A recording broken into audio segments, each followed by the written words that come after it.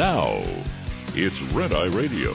Gary McNamara and Eric Harley talk about everything from politics to social issues and news of the day. Whether you're up late or you're just starting your day, welcome to the show. From the Relief Factor Studios, this is Red Eye Radio. All across America, we are Red Eye Radio. I'm Gary McNamara. Eric has the morning off. We'll see him back here Sunday night, Monday morning. Man, what a busy day yesterday. But, it's a Friday, and on Friday, like all of us, I sort of like to mail it in. I don't want to have to work too hard. I'm like Uncle Leo. I'm an old man. It's tough doing the show as an old man. And it's overnight. I don't even start working until after midnight Central Time. And so, I'll try a little bit today, but on some of the issues out there, I'm going to mail it in. It doesn't mean I'm not going to cover it. For example, we've covered in full, I think, the Democrats' opinion on voter ID that the public disagrees with by landslide numbers. And there are a couple of stories on voter ID today, but instead of me talking about it, I am going to let Stephen A. Smith do all the talking for me today on voter ID. Let me state for the record, you should have a damn ID. I have no problem with the demand for an ID to vote. You need an ID for every damn thing else, and to the progressive left, shut the hell up. You got a mayor in New York City that required 2 IDs for you to shovel snow. You ain't in no position to be bitching about how he wants IDs and the GOP wants IDs for votes. Shut up! I don't believe I could do any better.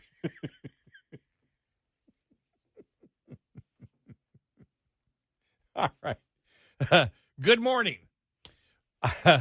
Well, when I woke up, I saw that President Trump said, nope, he's going to fund the TSA agents from funds that already exist in his department, in the executive branch, that were allocated in the big, beautiful bill.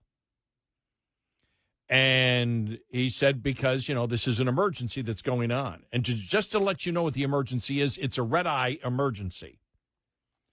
Eric is out of town and needs to get back to the show on Sunday night, Monday morning. When I made that clear to the White House, I think that's what put them over the top, and they said, okay, Trump's going to put through this emergency executive order. And at least it will fund them until the Democrats get back, which will be, 2 weeks from Monday. They're off for 2 weeks. And the other point I brought up is I told the White House, 2 weeks from today, I'll be on a plane to go see my dad for his 100th birthday. So that's an emergency. That has to happen. And so the White House just said, okay, we'll just call it a red-eye emergency. We got to make sure that we take care of those guys. So that's what it's all about. There you go. Oh, man. What a day it was yesterday. I think on any story today on voter ID, I will let Stephen A. Smith do the talking for us. All right. Biggest question I've already received.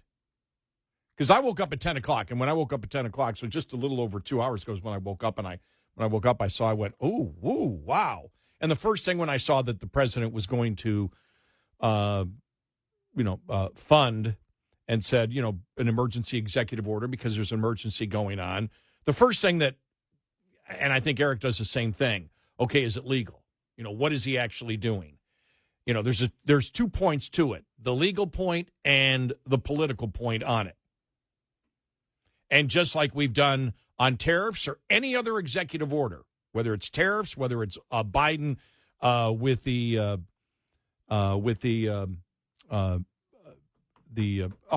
college relief, the college loan program, we've always looked and said, what does the Constitution say about it? What does the law say about it? What authority does a president have on a number of different issues? Because we've been talking about executive orders, for decades. And I can't find an argument so far, a legal argument against it. There may be one out there. I haven't seen it. And when looking at what the president is doing, he's not creating a new tax. Or, excuse me, he's not taxing anybody. All right, that would be the concept with tariffs, as the Supreme Court said. The president, can't, on the tariffs, you tax American companies. You can't do that. Only Congress can specifically say it. On the student loan program, all that was money allocated and a program put together by Congress. The president just can't come in and say, no, you don't. You have unlimited time not to pay your college student loan. Can't do that. The law doesn't allow you to do that. Here, though, there's no new tax being created. There's no new programs being created. You can look back to the wall, when the president his first term, and all the courts that had initially ruled against him on that, and said, no, you can't take money and put it to a program that doesn't exist, that hasn't been allocated by Congress. Here, though, everything has been allocated by Congress. The creation of the TSA, the creation of Homeland Security, all created by Congress. The big, beautiful bill provided funds for ICE for the future through 2029. So the president here is not even taking money. He's not, for example, saying, we're going to fund TSA, but we're going to take the money out of ICE, for example, and lay off people from ICE. He's not doing that. He's not doing that. He's simply saying future money that has already been allocated but not being used now is what's going to use to fund it. And the emergency is self-evident. What's going on at the airports, what he has already had to do, moving ICE over, which he had, nobody challenged him on that and said he could not do that. And so I don't see an argument against it. Now, again, I've only been up for 2 hours and 13 minutes. There may be a legal argument that I haven't thought of yet, but I don't know of one, and I don't see yet any Democrat coming up with a legal argument against it. In fact, what you see from the Democrats, and this would be getting into the political part of it, is, well, if Trump could have done it, why didn't he do it from the very beginning?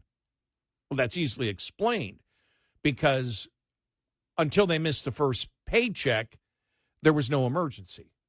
The emergency came when the lines came, which is just the past week, and he was hoping that Congress does their job and funds departments that they created. And so they have the political argument. The president, if he communicates it correctly, he's got the slam dunk argument against any Democrat out there. Well, there wasn't an emergency day one. There wasn't an emergency. The emergency wasn't even starting until the first paycheck, and then the second paycheck, and then it got to this point now. And yeah, I was contemplating it, but now that they're taking off for 2 weeks, any emergency that happens, they're not going to be in session. They can't do anything about it. And so when you look at this, you say, well, politically and legally, it's a winner for the president, because if he explains it correctly, which so far he has, and he continues to do it, and the White House continues to explain it as we just did there, you win it with the public. Look, the Democrats, aren't going to fund it. They decide Congress is now going to be off for 2 weeks. If something happens, Congress isn't here to take care of it. If there's an emergency that happens, Congress can't do anything. I'm the executive branch. I have authority over the Department of Transportation, the Department of Homeland Security. There's an emergency and a crisis created by the Democrats in Congress, which is how he would sell it, in Congress, and I'm making sure that America is protected. Well, you win that from what I can see. Politically, you can win it. It's a slam dunk win there. Because is a Democrat going to come out and say, no, we're not going to fund it? No. And I haven't seen any. I did see, I can't think of her. Let me just see here quickly. I think I saved it somewhere here. It was Senator Duckworth, Tammy Duckworth of Illinois. I saw her being interviewed, and she just said, well, why didn't he do it from the beginning? She didn't say he doesn't have the constitutional right to do that. And so it seems like most Democrats, and what I've seen on social media from the liberal activists is, why didn't he do it from the very beginning? Which is the only fallback that they would have as an argument. And Trump can simply respond because it wasn't an emergency day one. It was an emergency until they started missing their paychecks, and it didn't become a real emergency till Congress now is leaving for 2 weeks. And if something happens, if the blank hits the fan, Congress won't be in session. So I have to take the leadership role here and do what's needed to do to protect the American people, because the Democrats obviously will not. And I think that's a winner. And on the legal front, the constitutional front, and again, it's analyzing this just the last 2 hours. I don't know of a legal argument against what the president is doing in this situation, unless there is a specific law that nobody has brought up yet, that I have not yet seen, that specifically says in a particular department, you cannot take future funds that have been allocated in an emergency and transfer it in the same department, to another portion of that department, because it's all a part of HHS. And so, and I don't think, I've never heard of a law like that. But again, just covering my bases, because this issue is so new. But I don't see, politically, the White House can win this big time. Legally, I don't see anything. I don't see anything or know of anything where you could have a successful lawsuit if this got up to the Supreme Court, very quickly. If somebody files suit, and I haven't seen anybody yet say that they're going to file suit, they might. But I just don't know where you go with it, because the emergency is self-evident. It's TSA at the airports. It's about security. It's about airline security. It's about post 9/11. And it also is about a huge industry of airports and air transportation across the country. And Congress is out of session. I mean, to me, that's the slam dunk of the emergency. They're gone. If something happens, they can't do anything about it. So I have to. And the Constitution gives me that authority, because they won't fund what they created, and now they leave town, and they're not funded. I've got to make sure that I protect the United States of America. Politically, you win that, and I don't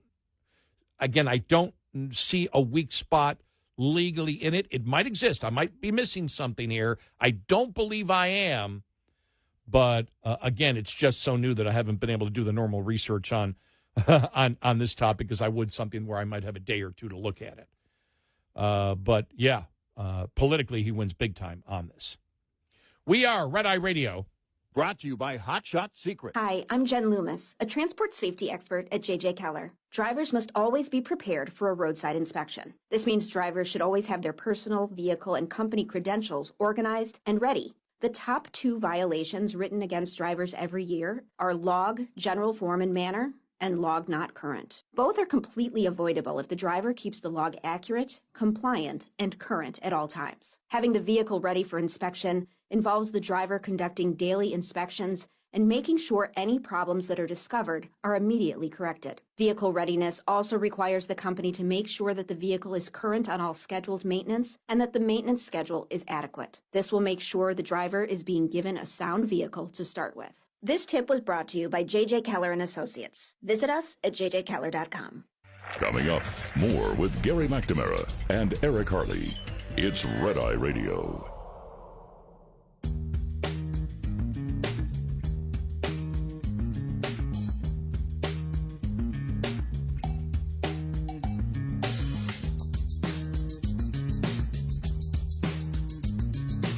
We are Red Eye Radio. He is Eric Harley. I'm Gary McNamara. Eric has the morning off. The latest story on Voter I.D. Oh, wait a minute. That's right. I'm not going to talk about that today. Let me state for the record, you should have a damn ID. I have no problem with the demand for an ID to vote. You need an ID for every damn thing else. And to the progressive left, shut the hell up. You got a mayor in New York City that required 2 IDs for you to shovel snow. You ain't in no position to be bitching about how he wants IDs and the GOP wants IDs for votes. Shut up! You know, I may play that like a music station keeps playing the same song over and over again till you get sick of it, just because I get the biggest kick out of it. But it's true. It's all true. I never thought I'd be on a radio talk show saying, look, I've said everything about this particular topic. Let Stephen A. Smith say what I believe anyway. I never thought that was going to happen.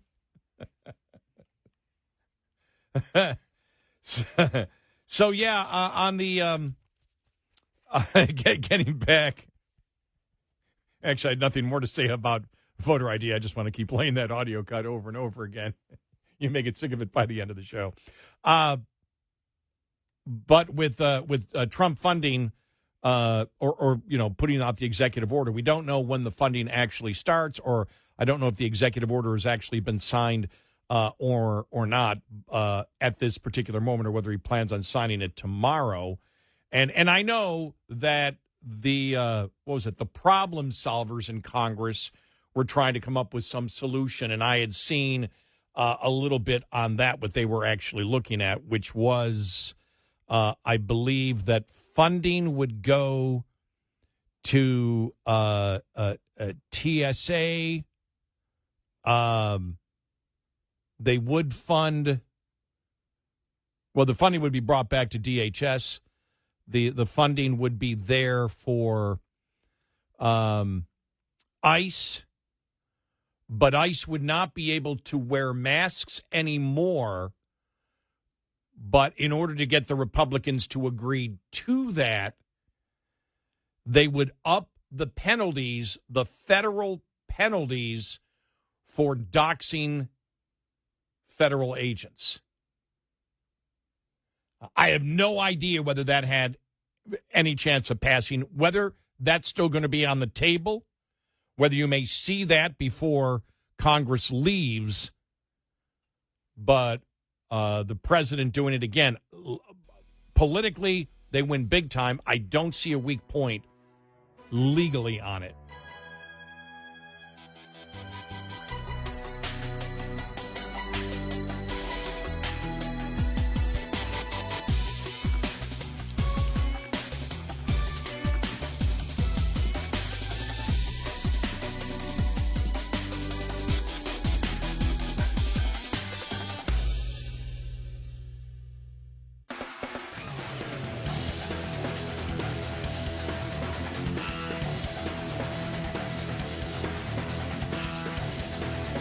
You're listening to Red Eye Radio from the Relief Factor Studios. And I'm Gary McNamara, along with Eric Harley, who has the morning off. Download our Red Eye Radio app today, and you can listen when and where you choose. All right, it's the Friday show, so we got to clear the desk. All right? We're working a little bit. Stephen A. Smith taking over, some of my duties today, especially on, Photo ID. No, we won't play it again so soon after we just played it, but I think it's coming up again. Just a great article written by Charles Cook in National Review. We had played it the other day. Fox went out and found, as they do every single year. They do, and I think Jesse Waters does it. He did it with Bill O'Reilly. Remember, he would go out to the beach and ask drunk students on the beach what they know about modern politics. And we played a couple of his cuts the other day and laughed. And he writes this article, in defense of beach idiots, there is no great need to berate clueless adolescents for enjoying the tail end of their childhoods. The New York Post is mightily upset to discover that a bunch of half-drunk spring breakers in Florida do not answer political questions in the same learned style as did the economist Milton Friedman. Fox News managed to find some of the most clueless revelers in America in a series of Florida beach interviews on Jesse Waters' primetime on Monday. Now, remember, they've done this for years, and it is humorous. The Ayatollah, because we actually played that one, the Ayatollah, the kids have never heard of him. Is the U.S. at war with Iraq or Iran? Who can say? And the most pressing issue facing the U.S., what bikini I'm going to wear next? One scantily clad partier on the Fort Lauderdale beach remarked in the jaw-dropping video, ugh, if this is how political junkies are required to treat their fellow citizens, you can count me out of that guild. For start, it's not all that obvious to me that the people on the beach are any less knowledgeable about current affairs than those of a similar age who spend their days indignantly political on social media and beyond. He does have a point there. It is true that the figures whom Fox interviewed do not know anything useful about immigration or foreign policy or economics, but frankly, neither do most engaged 18-year-olds. Many of them, by dint of their political obsessions, have talked themselves into holding some of the stupidest ideological opinions ever witnessed by the tired eyes of man. I am not, as a rule, an advocate for ignorance. But I'm willing to bet, for example, that the median beachgoer in Fox's video has a better instinctive understanding of American politics than the median attendee of a Brooklyn Democrats for Socialist America meeting. Now, as ever, intensity does not wisdom create. I'd also, I'm sorry, this is funny. I'd also be willing to bet that those beachgoers are far happier than most political obsessives. That's true. And at age 20, happy is a pretty important thing to be. It's just great. So he just goes on and on in it, but I thought it was just hilarious because he does make a good point. And I'll tell you this, if you're a happy person, even if you're ignorant, if you're an ignorant young person, but you're extremely happy about life, which means you have a positive attitude, right? And there was some sarcasm in there when Fox News interviewing the girl and making sure what made the cut was, what's the most important issue facing the United States today? What bikini I'm going to wear? And we've talked about Fox News that if you go through, their front page, so many days it'd be like, war in Iran going on, the economics of tariffs, what the Democrats said today concerning Trump, this movie star in her bikini on a beach with pictures here. You know, Fox does that all the time, and we've often wondered because I forgot who else used to do that. Was it Newsmax? I forgot. It was some other, and we started noticing this about probably 5, 6, 7, 8 years ago. We're like, why do they, it's, you know, I go to Fox for news. And they always seem to throw in some type of bikini story. This Hollywood starlet, 55 years old, in a bikini. You know, what they should do is, why don't they do that for the guys? You know, this movie star who's let himself go, this dude with a huge beer belly is on the beach. Now, that would be things I'd want to see. I mean, in a disgusting way, not in a pleasurable. I want to make this clear, not in any type of pleasurable way at all. I lived, by the way, I want to make this clear. I lived on a beach. I had my own little private beach on the Santa Rosa Sound in Navarre, Florida, back in the 80s. But I was always at Navarre Beach all the time, body surfing, wind sailing, doing a bunch of stuff. This goes back to the mid-'80s. So I'm an expert on the beach. And I'll never forget, it was even when I was down there, I think there was somewhere back in the 80s, there was some place within maybe 20 miles of me that was like a nude beach, and people talked about, no, we have to have nude beaches and everything else. And there was this whole thing that if men go topless, women should go topless. And that's when I believe I made the most educated observation outside of politics in my career. And that was when I said no. I've spent 3 years on the beach. You could have called me a beach bum for a while. I did all the beach bum stuff. No, I didn't collect food stamps like Surfer Dude did and not work. I was still working the entire time.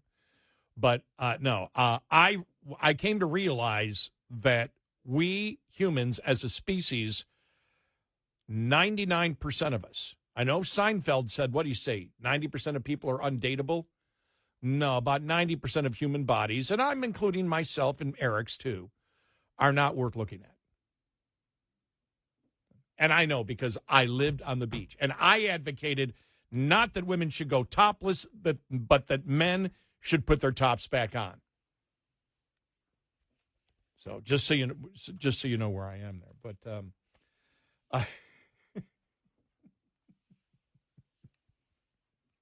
but yeah, with Fox News, with that always showing they always got like a bikini story. I'll check to see if they have one. They had one yesterday. I don't know if they had one today on it, but it's really interesting. But make a great point.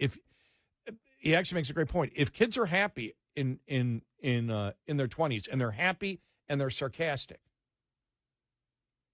even if they're a little tipsy when they're doing it, if they're happy, I believe I have a much better chance with a very happy person, because that means they're pretty positive of what they're looking at, about what they want to do in life. I believe I have a better chance to talk issues with them, because I think it's more likely that people that are happy are probably better critical thinkers than those people that are 20. You look at Greta, for example, how angry she has been all the time. There's no open mind when you're that angry. And so I think Charles Cook actually makes a great point. Now, I'm not telling Fox News to stop, because some of the reactions, some of the things that these young people say are pretty funny. And it does show, and we've said this before, and I would agree with him, let's not focus and say that just young people are ignorant. There's a ton of people in the arena of ideas that are completely and totally clueless. They haven't done their homework. They don't know how the world runs. We talk about the Democrats all the time. Constantly, completely and totally clueless, ignorant, and or lying. So, let's, as the one song goes from the Canadian band, the Northern Pikes, what the kids are talking about means zero now, but you got to give them a break in Teenland now, in Dreamland now. As they should be. I was having a talk with my sister just yesterday, and I was talking about, people that indoctrinate their kids. For example, and this is all about, the whole No Kings protest, which we'll get to here in just a little bit. The whole No Kings protest going on and how they bring their kids to it and how they, you see their kids that they bring with them that are completely hate-filled and brainwashed. I just think that's so bad. And we were talking about my great-nephew who got some, just some great basketball awards and got an academic basketball award, too, which was just great because he does, even at his young age, he wants to be good in both sports and in academics, which is great for a 17-year-old. But he's always had tremendous curiosity. But as I think I said this on the air the other day when we got into discussion, Eric and I said, I've always told him, don't agree with me because I'm your uncle. Don't agree with me because you love me. Don't agree with me because I do this professionally. And if you listen to me, you know that I've got some really good arguments. If you disagree with me, say, Uncle Gary, I disagree with you. Answer these questions for me because I don't understand why you believe this. I said, make me convince you. And, he's a great critical thinker. So, yeah, it probably isn't the best just to get kids that are drunk at spring break.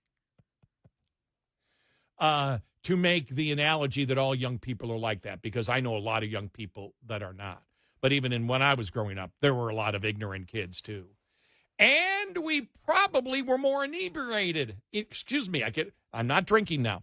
Inebriated. Did I slur through that? We probably might have been more inebriated than they are. All right. We are Red Eye Radio. When it comes to supplements, there are two things that matter the most. It works, and you can trust it. Many hosts on the radio have been endorsing Relief Factor for over a decade. That's over 10 years of lending their voice to help get you out of pain naturally. Why? Because it works, plain and simple. Before taking Relief Factor, I suffered with aches and pains from years of running and, of course, aging. Every day I was in pain, no longer with Relief Factor. I love it. I take it every day. You should, too. They offer a quick start option, even though they lose money on it, so people can try it for themselves, and you can see how life-changing it can be. Let's get you started. Try Relief Factor's 3-week quick start, just $19.95. Visit ReliefFactor.com or call 800-4-RELIEF. That's ReliefFactor.com or call 800-4-RELIEF. Use Red Eye at the drop-down for your 3-week quick start at just $19.95. We'll be right back with more Red Eye Radio with Eric Harley and Gary McNamara.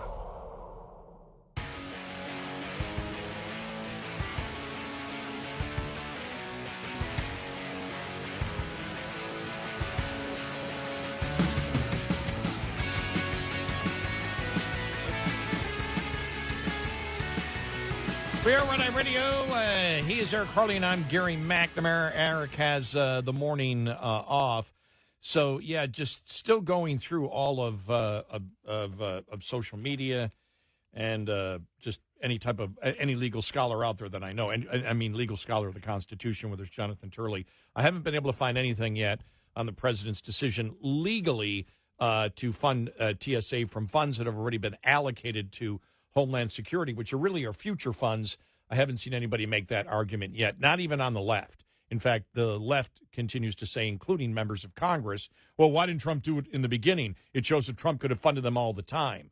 Well, because Trump is actually saying I'm doing the executive order based on an emergency that it's been now, 3 weeks? And Congress is going out of town. If some emergency happens, Congress can't be here to allocate any money. So in this emergency situation, I am going to fund TSA. Now, what the time limit is, I don't know. But the time limit, I'm assuming, would be, since he specifically mentioned Congress is going to be out of town, it would be at least be funding for the next 2 weeks. Whether it would be retroactive and then the funding continue until Congress comes back, I don't know. And we'll probably find all that information out in the morning. But politically, I think it's a big winner, because the president simply has to say, well, I didn't do it from the beginning because there wasn't an emergency in the beginning. Until they missed a paycheck, there wasn't an emergency. But what really created the emergency was the fact that everybody's leaving town without a deal. And if an emergency happens, hey, we're communicating the message. We're at war. TSA is about security for Americans. Plus, we can't have airports closing down in the United States. That's my emergency. Debate that one politically. You really can't. But again, I haven't seen anything that would show that what he is doing is unconstitutional unless there is a specific law that says you can't transfer future money in an emergency to a different section of the same department of which you are the executive over in the executive branch.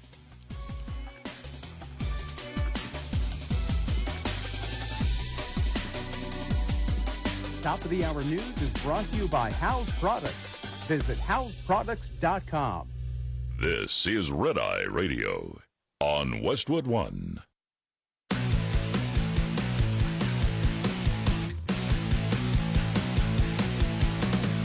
Now, it's Red Eye Radio. Gary McNamara and Eric Harley talk about everything from politics to social issues and news of the day. Whether you're up late or you're just starting your day, welcome to the show. From the Relief Factor Studios, this is Red Eye Radio. All across America, we are Red Eye Radio. I'm Gary McNamara. Eric has the morning off. He returns because the president is putting in the funding to fund TSA, at least for a portion of time here, so Eric can get back on, this weekend and be here for Monday's show. It's the Red Eye Radio bailout. That's what it is. So, I've watched a little bit of March Madness, but not a lot. But I've watched some of it. But I missed this, and this is really great. And since I played Stephen A. Smith, and since I'm not going to try to sneak in any golf stories to the show today, but since I played Stephen A. Smith, I've got I've given myself permission to play an audio cut relating to sports, but still relating to real life and young people. And I just saw this in the last 15 minutes.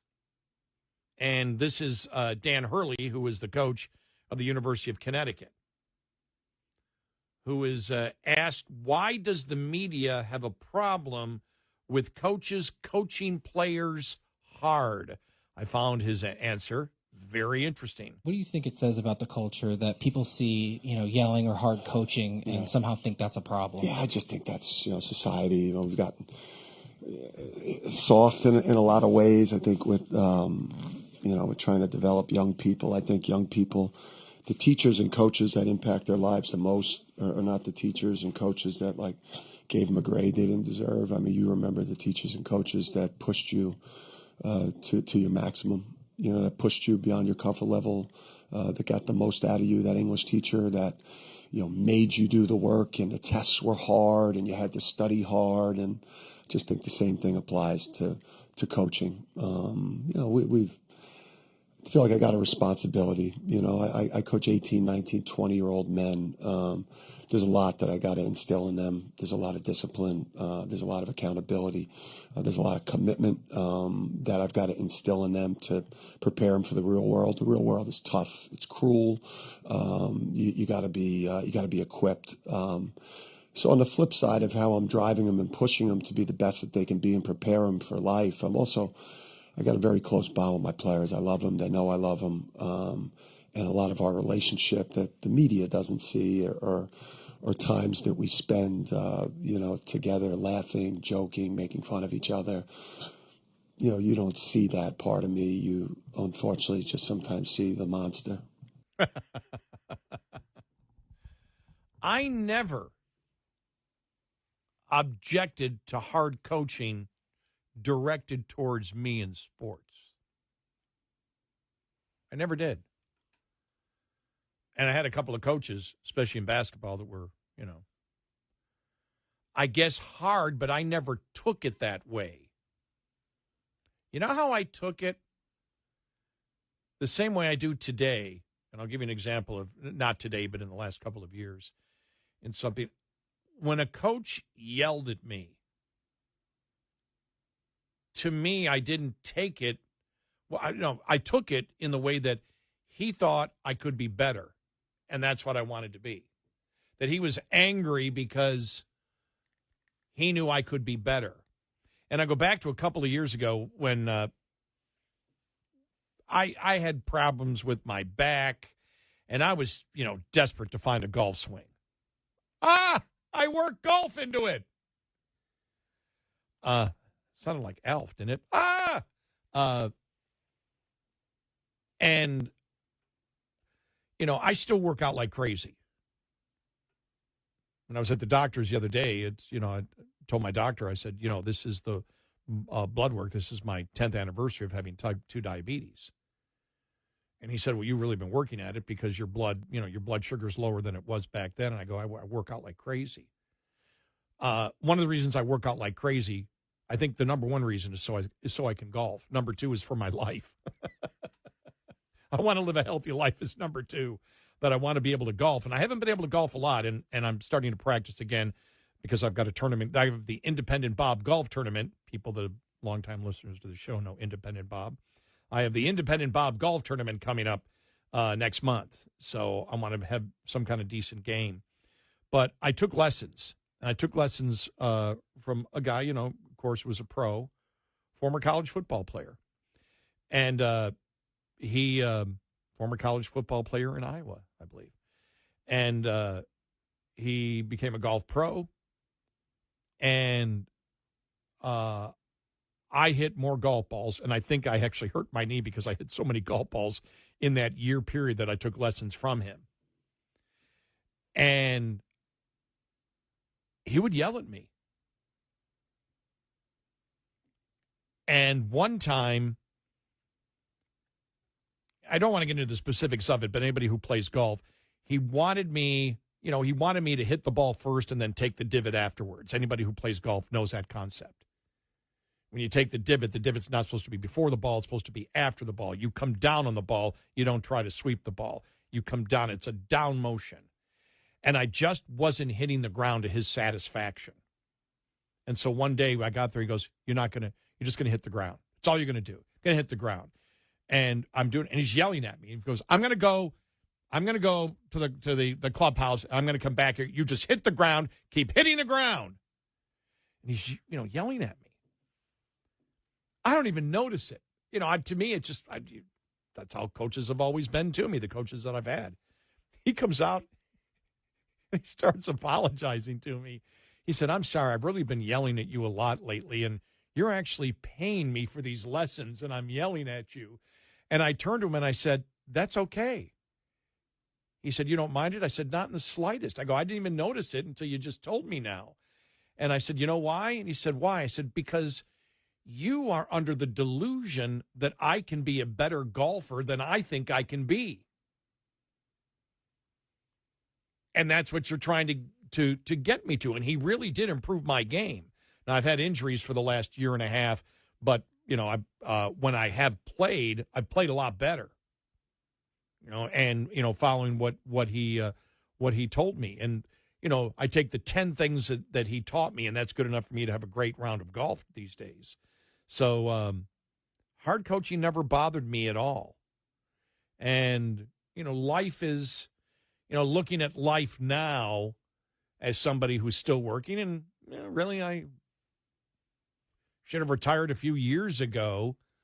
When you look back at it, a lot of times life was hard, but when I look back at it, because if you have the passion and the work ethic to do it, when I look back at life now, it wasn't as hard as I thought it was going to be initially. I'm not saying it wasn't hard at that time, but I was so passionate about doing it, or I didn't notice how hard it was, if that makes sense.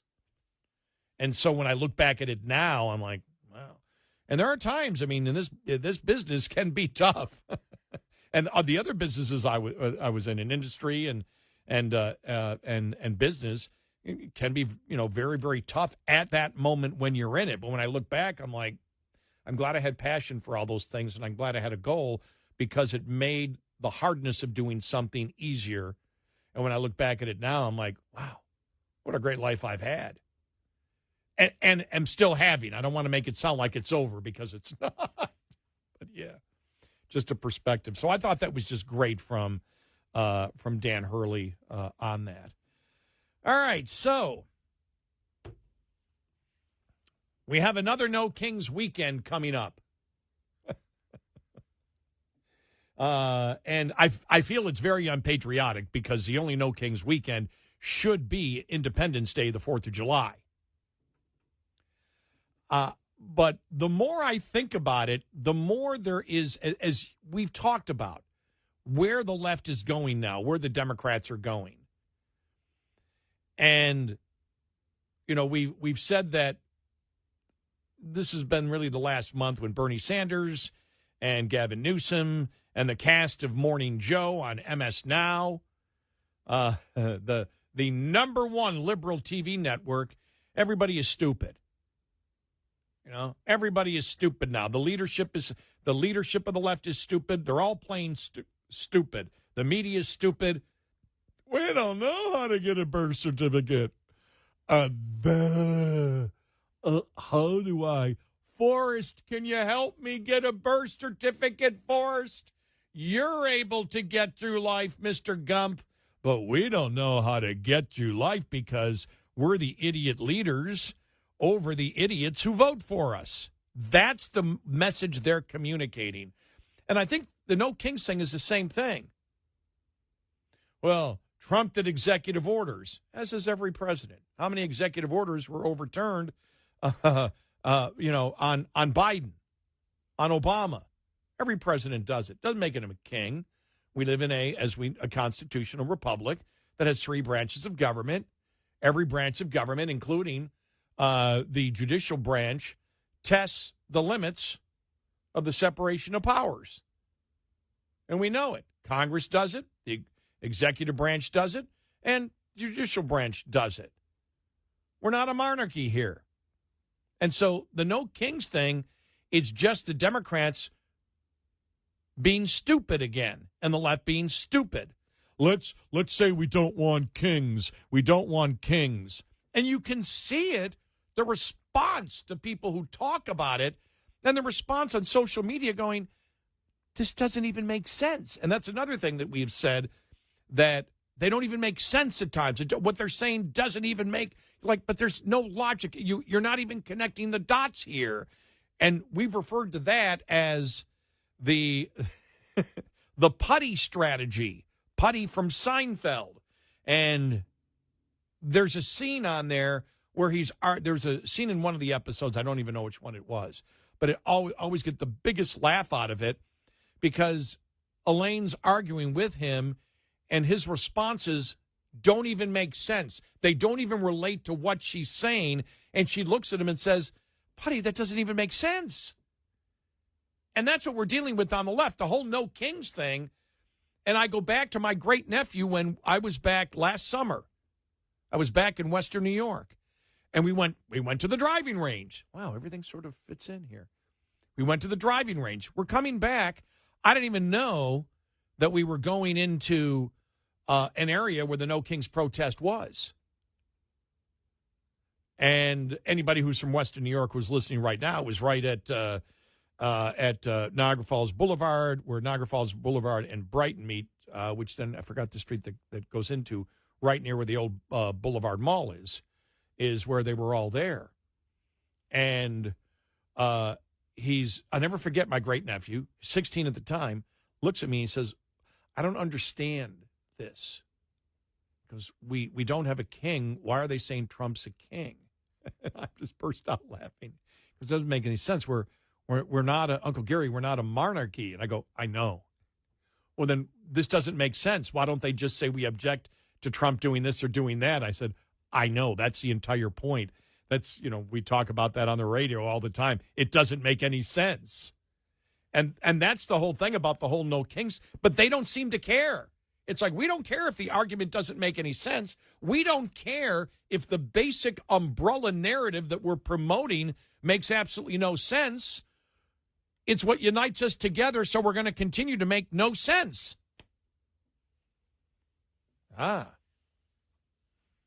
No kings, no sense. Make sense. Argue the issues. Get to the specific of the issues, but they don't do that. They create an umbrella narrative that they believe is like genius, when the rest of the public's going, it doesn't make any sense, and the media goes along with them.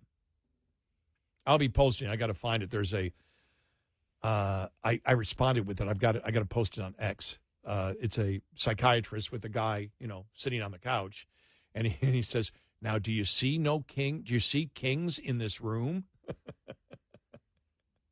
And that's the entire point. And if you go on social media when somebody posts, "I'm going to be in the no kings," and all the responses are, "You're not even making sense." If you disagree with the guy, say specifically, "Trump doing this is just unconscionable." Do that. Argue the issues. But you're setting an umbrella narrative that doesn't even make sense. And that's where we are with the left today. We are Red Eye Radio. This morning's USDA Farm Report is brought to you by House Products. Tested, trusted, guaranteed since 1920. Priorities for scientific research for USDA. As explained by Undersecretary for Research, Education, and Economics Scott Hutchins. The first is to increase U.S. grower and rancher profitability and or reduce variability in profitability. Another area is to help us expand markets and uses of agricultural products and byproducts. To increase both market and export opportunities. A third one is the need to protect the integrity of U.S. agriculture and horticultural systems from invasive species, foreign organisms, and the like. Other USDA scientific research priorities include really to improve soil health as the basis to regenerate long-term U.S. productivity, and then for us to utilize our extensive nutrition research to better understand the impact of nutrition and food on chronic diseases. I'm Rod Bain reporting for the U.S. Department of Agriculture in Washington, D.C. This report brought to you by Cenex Fuels and Lubes. We'll be right back with more Red Eye Radio with Eric Harley and Gary McNamara.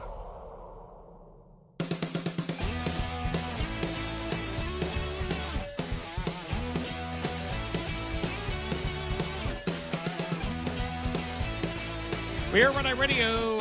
He is Eric Harley, and I'm Gary McNamara. Coming up following the bottom of the hour, AOC blaming President Trump for the electricity bills in New York City, and as Governor Hochul in New York is trying to do everything to stop all the climate change legislation because she knows that's why the electricity prices in New York are skyrocketing. Chuck Schumer yesterday came out and said we need to get back to wind and solar. I mean, it's just they're all over the place. And so we'll get to that coming up following the bottom of the hour. I do have this story, though, on voter ID. Oh, wait a minute. That's right. No, I don't have the story on voter ID. We are deferring any story on voter ID today to that well-known liberal Democrat sportscaster, Stephen A. Smith. Let me state for the record, you should have a damn ID. I have no problem with the demand for an ID to vote.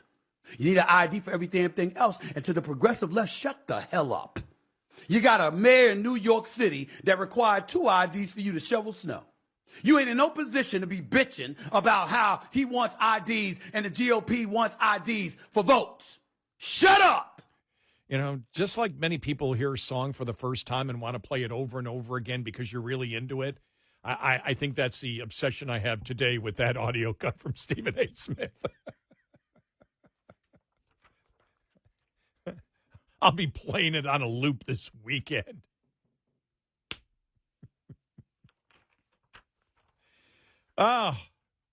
Just how far are they going to go on that? I mean, it really is interesting from a political standpoint. They're not moving the needle at all on voter ID. They can't win it. The public hasn't been moved by it. There is no movement from the public on it. There's no movement from the Democrats on it, yet they keep pounding it over and over and over again. And I just wonder, do they truly believe? Do they now believe? I didn't hear as much of it yesterday, but do they truly believe that plain stupid, like they're, I'm a member of, how many Democrats want to play stupid on that one? We know Schumer does. We know Newsom does. We know Bernie Sanders has. We don't know how to find our voter ID. We know the morning show at MS Now all want to play stupid. We don't know how to get our birth certificates. And then the lies that they've thrown out, too, that they've been challenged immediately on what this law actually contains. How long do they think that's going to work? And how many Democrats go, look, I really don't want to play stupid.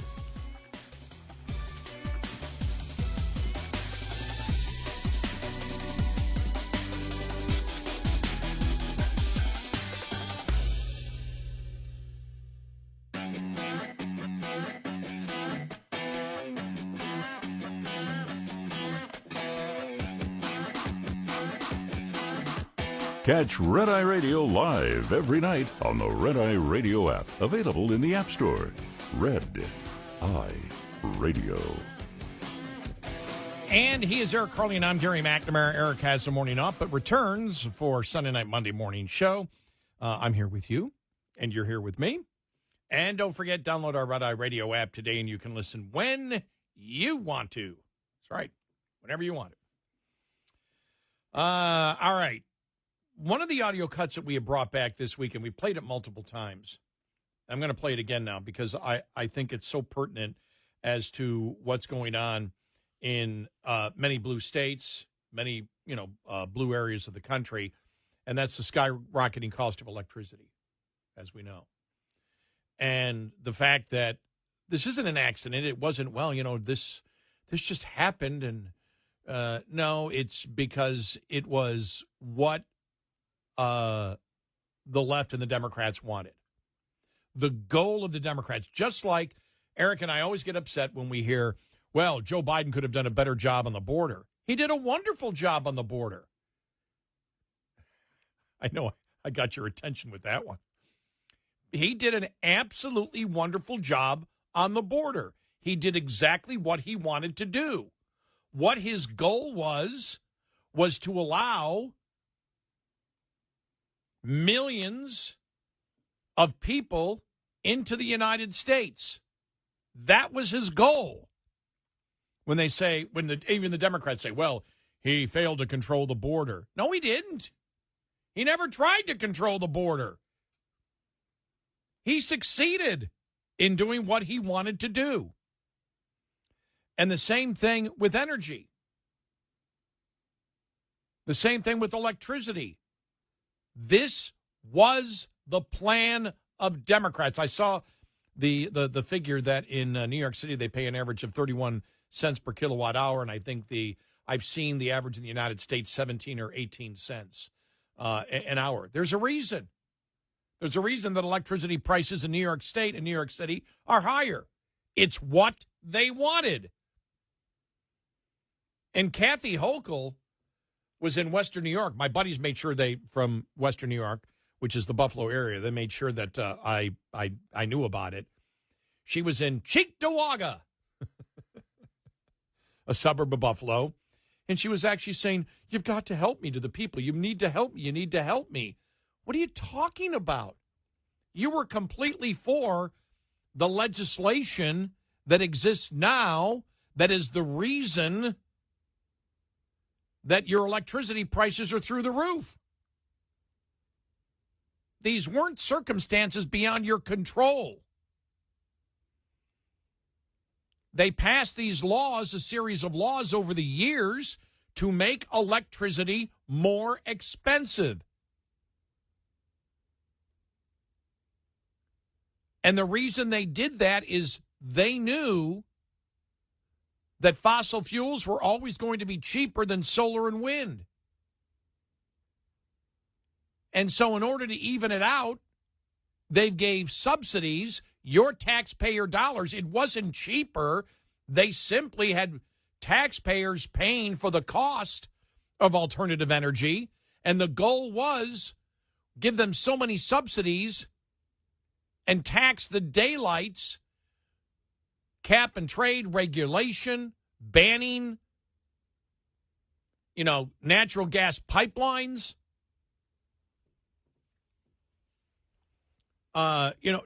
Doing all of this, your goal was to destroy the fossil fuel industry, so there was no other choice except alternative energy. That was the goal of the Democrats, and it's been the goal of the Democrats for decades now. How do we know that? This audio cut from Barack Obama before he was president doing an interview with the San Francisco Chronicle in February of 2018. The man that you put up as almost a deity, you're now screaming about what his goal was to implement. Skyrocketing electricity prices was the goal of Democrats, as Barack Obama explains. Okay, I've got some... It's not... Let's try it again. Okay, we're going to play it here. Here we go. Okay. Under my plan of a cap and trade system, electricity rates would necessarily skyrocket. There you go. I remember when Eric and I, this goes back, I don't know, 15, 16, 17 years ago. When we were saying that, a guy called up. He was furious. Obama never said that. We played the audio cut. I remember asking, what do you think? We didn't say, do you think it's artificial intelligence, because it didn't exist at that time. What do you think? We made it up and we edited that in? You must have. It was like, nobody could be that stupid. Nobody could be that stupid and attempt to win an election on that. He won an election on it. And the same thing with gasoline prices. Democrats in California want the high gasoline prices. They've been around for ages. You haven't elected people to stop that, ridiculous legislation. You haven't stopped it. You haven't done it. New York keeps still electing Democrats. New York wants the high electricity prices. The Democrats in New York want the the high electricity prices. It's what they continue to vote for. Now, let's get to AOC trying to blame Trump for the high electricity prices in New York City. Here we go. As much as I personally have differences with this administration, I would want them to be successful in reducing the energy bills of American people, but people aren't feeling it. It's not working. In New York City alone, there are some families that are getting electric bills that are $600 a month, as high as some people were paying in rent not too long ago, before our housing costs skyrocketed as well. So I don't think those efforts are working on behalf of the administration. Look at that. Because the administration she's talking about the president. She's talking about Trump. I agree with them that I want to get them down, but what he's doing isn't working, because he has no control over what New York State decides to do. He wants New York State to stop doing what they're doing. He has no control over that. But now, the plan that they created, it was their goal. There was no other goal except to skyrocket electricity prices. That was the goal of AOC. What do you think the Green New Deal was that they all jumped aboard? And now they realize it's not working, and so they want to reverse it, except Wall Street Journal. Remember when progressives used Putin's invasion of Ukraine to promote their green energy agenda? Electric heat pumps to the rescue. Well, now Democrats are doing the same with the war in Iran, and what to amount to unilateral energy and AI disarmament. Senate Minority Leader Chuck Schumer on Wednesday rallied his troops to combat what, in their view, is America's biggest threat, fossil fuels. These big oil guys fund much of the Republican Party, and they hate clean energy because they're all into gas, oil, and coal, he said at a League of Conservative Voters event. We need to protect our planet. Mr. Schumer talked about building more clean energy transmission and battery storage, restricting data centers that don't run on renewable energies. Batteries, batteries, batteries, fight, fight, fight. His pep talk exposes his party's detachment from reality on energy and national security. Democrats say they want to build more clean energy. Never mind the critical minerals required for wind, solar, and batteries are mostly processed in China using coal power and leach toxic byproducts. They oppose permitting reforms that would prohibit agencies from considering a project's potential downstream effects and limit lawsuits that tie up projects and inflate costs. Permanent delays and litigation hinder the build-out of transmission lines, pipelines, housing, factories, data centers, and more. They are also one of America's biggest liabilities against China, but Democrats won't compromise on reforms that would diminish their power and they hold fossil fuel projects hostage. They want to expand transmission lines to connect more solar and wind to grids in Democrat-run states with renewable mandates and then pass the cost of these projects on to people in other states. That's their real plan to make energy affordable. So on one hand, Schumer's out there, the leader of the Democrats. He's the leader of the Democrats, saying we need more clean energy, as Kathy Hochul is saying we got to get off this thing of clean energy because it's killing the citizens of New York, as then AOC is blaming Trump, who has no control over what New York is doing because of the high energy costs. And Schumer is saying, no, we need more clean energy. Again, Democrats, make sense. Be consistent. They're all over the place. It's like the affordability thing. We saw what happened in Virginia. Affordability. How do we get affordability? Government raising your taxes and then picking and choosing the winners and losers and who we're going to give money to from other people.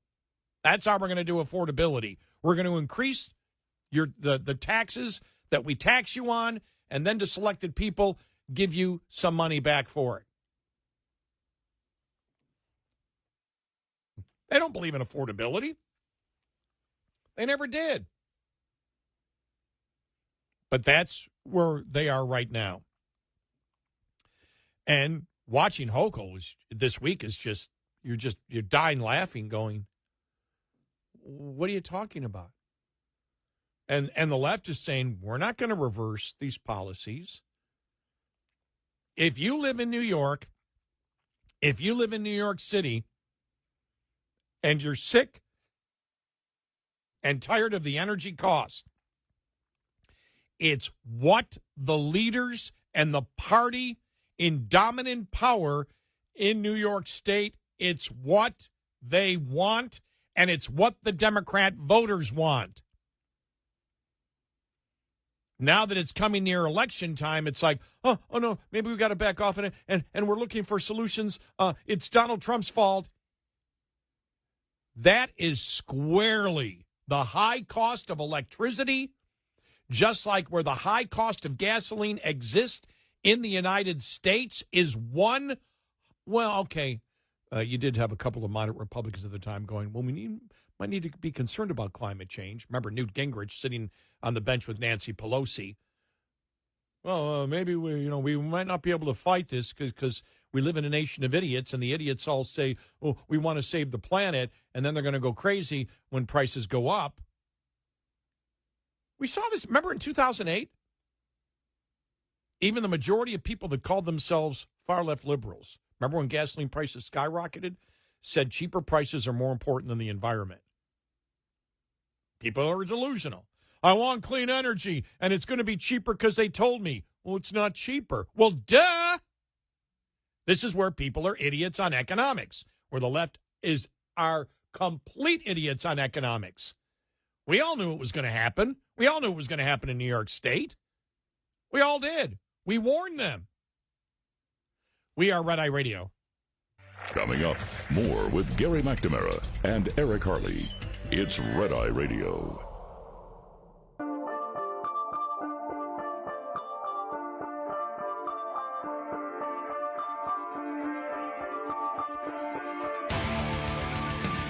We are Red Eye Radio. Eric has the morning off. I wish he was here right now. He'll be back on Monday morning, Sunday night, Monday morning, because here in the last 45 minutes, the Senate has passed a bill. And, wow, we come off looking like, somebody said one time, you guys must have a mole in Congress. Eric used to get that from one of our listeners, because what we said 2 weeks ago is exactly what the Senate passed. Exactly. It now goes to the House. Now, it might have been pressured by Trump, again, saying, I'm going to fund it. And they didn't want to sit for 2 weeks with the Trump funding. Fox News saying, well, it's a Republican capitulation. It's exactly what we thought they were going to do, which is there is no funding, no future funding. Because remember, there is no clawback on the money that was in the big, beautiful bill. ICE is still funded. Border Patrol is still funded. It's still, there are no limitations, but they're not, the future funding isn't there that Trump wanted, but they can pass that in reconciliation. But there is nothing on masks, nothing on changing the policies whatsoever of ICE at all. Let me just see here. Yeah, so it's exactly what we thought it was. Now we'll see whether it can pass the House.